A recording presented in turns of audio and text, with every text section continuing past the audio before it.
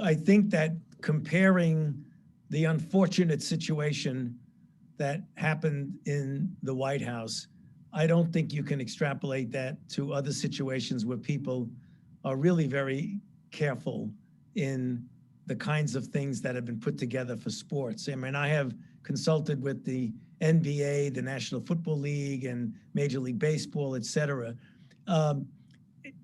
Everything that was done there, even though it is not foolproof, was responsible and based on science to the extent that you could implement it in the setting of a what went on in the White House. I don't want to.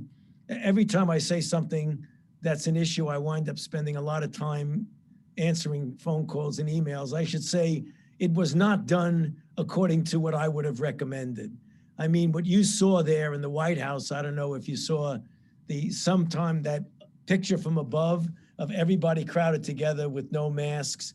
I think if you look at the protocols in football, when you're not on the field, you wear a mask. When you go on the field, you do testing on everybody, and then you do surveillance testing. That's very similar in many respects to what many of the colleges are doing, even outside of sports.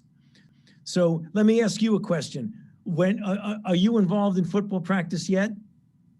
Unfortunately, I'm not. I wasn't able to return to campus, but I look forward to that. Yeah, but if you were involved, it likely would have been, everyone would have been tested, and then people would have been put in a situation where they are not in contact with others without a mask, and then every couple of weeks or twice a week, you would do surveillance testing of the team.